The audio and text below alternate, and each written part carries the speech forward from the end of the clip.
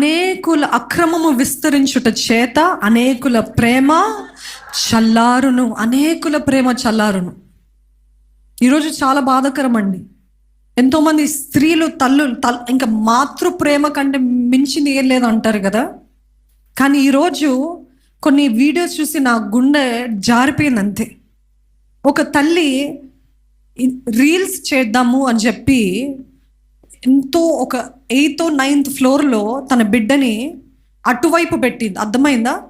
గోడ ఉందనుకోండి, అటు కింద వెళ్తే రోడ్, 8th ఫ్లోరో 9th ఫ్లోరో ఆ బిడ్డను అక్కడ పెట్టి అక్కడ నుండి రీల్స్ తీస్తుంది. ఎందుకు? తనకి ఏం ముఖ్యమైంది? అందరు నన్ను చూడాలి, నా బిడ్డ ఏమైపోయినా నాకు బాధ లేదు.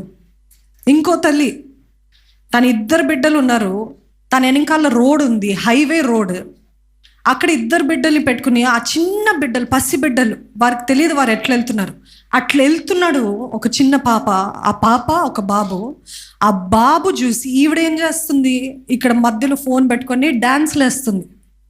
ఎందుకు? వ్యూస్ వస్తాయని, అందరూ నన్ను మెచ్చుకుంటారని. అక్కడేమో బిడ్డ ఆల్మోస్ట్ ఒక పెద్ద లారీ చేత డాష్ అయిపోయింది.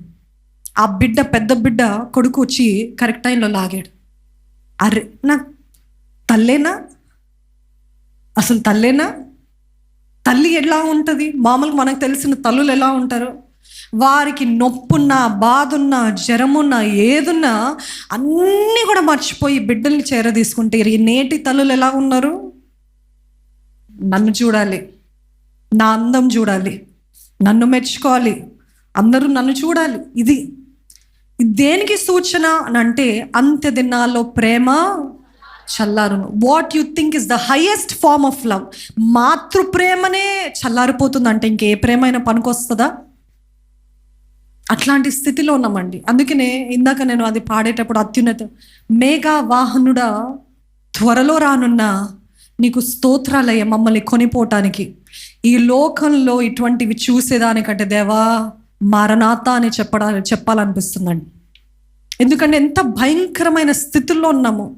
ఐ డోంట్ నో, మనం ఉన్న ఈ generations, we are so much closer to god's coming. హల్లెలూయా. ఆనందంగా ఉన్నవారు ఉంటే హల్లెలూయా చెప్తారా?